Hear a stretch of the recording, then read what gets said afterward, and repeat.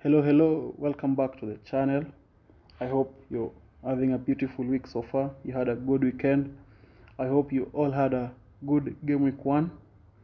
I'd like to thank you for the support that you have given me in this channel, and I hope you continue to show me your support. I really appreciate it. Thank you guys so much. So today I'm going to talk to you about game week 1 team review and the game week 2 team reveal. So I'm going to start us off with game week 1 team review. So in goal we had Sanchez, who scored 2 goals. Brighton was scored very early by Burnley.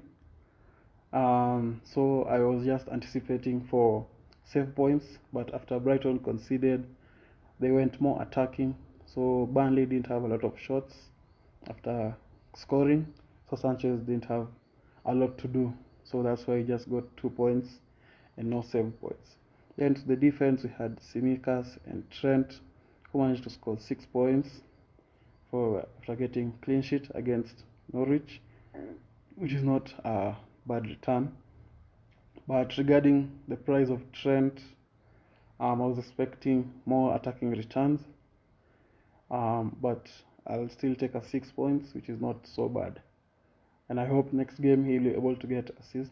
Obviously, him and Tsimikas had they tried crossing the ball to get assist, but it was not. There were no Liverpool players who were getting to the end of them, so they only managed to get 6. Shaw scored a 1.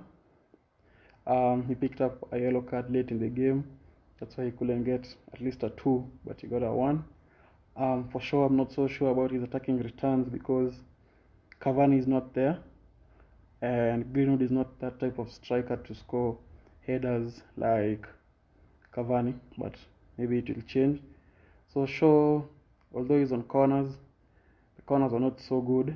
We didn't have any threat on the corners, so I hope next game, when we have Varane also in the mix, we can be able to score headers from assists from Shaw. So we hope for bigger points from him. Then to the midfield we have Buendia, who scored 2 points. Aston Villa were poor for the most parts of that game, so Buendia managed to get a 2. Hope the next game he can get more points. Then Mahrez also scored 2 points, but there was one chance where he almost scored a goal, but he slipped and the ball went wide. But apart from that, I don't think he did anything else in that match.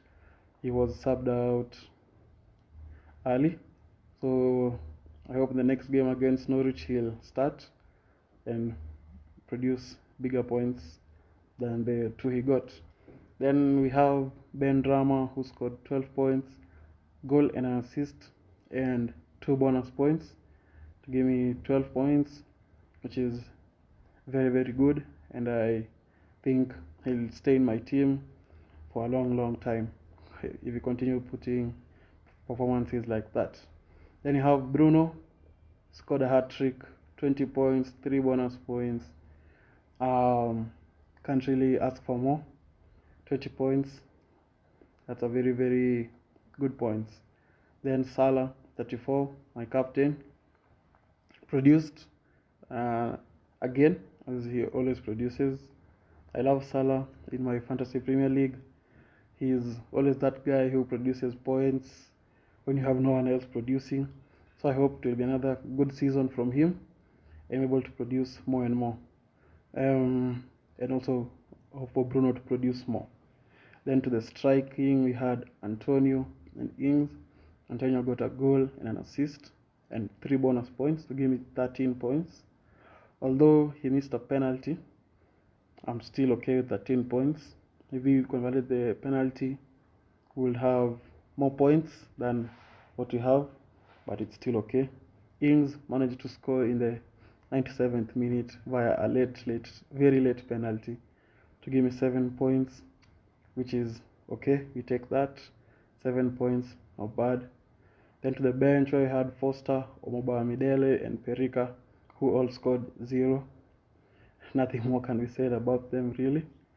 Ailing 6 points after scoring an incredible goal, but they were absolutely beaten by Manchester United. But 6 points not bad to have on the bench. Maybe if I started him, we would have scored more points, but there are no regrets about not starting him. Then for the overall points, managed to score 105 points, which is actually so good for the game week 1. My highest points in game week 1 since I started playing Fantasy Premier League, and I hope the team carries on better and producing the same kind of results every game week. Then for my overall rank, 151k, which is also not bad. So now I'm going to take you through the game week 2 team reveal. Basically, I'm not going to change anything on my team, because I usually don't change from my game week 1, so that during game week 3 I can be able to have 2 transfers to work around with, to be able to make 2 transfers. And obviously, after game week 3 there is usually a break.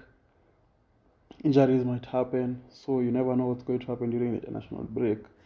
So maybe I like having 2 transfers so that next week I can make 1 transfer. Then after the international break, I can be able to make 2 transfers in case there are injuries. Yeah, that's usually my thought process for the transfers on game week 1. So I'm just going to have the same team. So in goal, you're going to have Sanchez against Watford.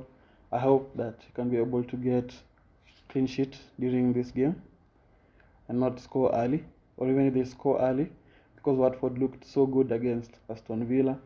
I hope he can be able to get some save points under his belt to give me more points.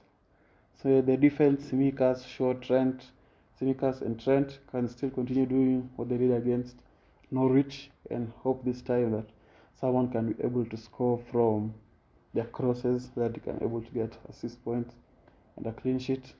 For sure, I hope that you can be able to cross more corners so that you can get assists, because now we have Varane and Maguire who are good in the air, and I hope they can get some points, and I hope Shaw can get some points after assisting them, and also a clean sheet obviously.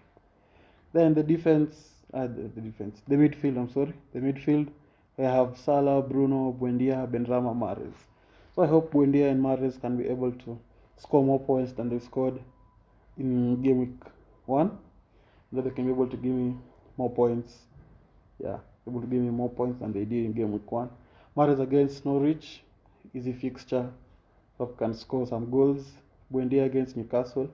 Newcastle were good against West Ham during the start of the match, but I think they got tired towards the end of the match, and West Ham became too good. So I hope Aston Villa can also do the same, and Buendia can be able to get some points through the game. Bruno and Salah continue doing what they did for game week 1, and all will be good for game week 2 also. Then Antonio, Ings, I hope Antonio scores. They have a difficult fixture against Leicester, so I hope they can be able to score, because Leicester's defense is so good. So I hope it will be different for this game. Hope Antonio can score goals. Ings, hope he also scores, but with Ings you always know he's gonna score goals no matter what. He never gives up. I hope he's going to score again. Then for the bench, Foster, Ailing, Omamidele, Perika. Nothing much can be said about them. Maybe if someone doesn't start, maybe Ailing, who is always sure is going to start. Anyway, guys, thank you for staying. Thank you for watching the video. I really hope you have a good game week 2, and you had a good game week 1. Also like to remind you that I'm going to put a link in the description for joining the FPL League, where I'll be giving the winner a shirt of their of their favorite team. Also, make sure you check out my socials. The link will also be in the description.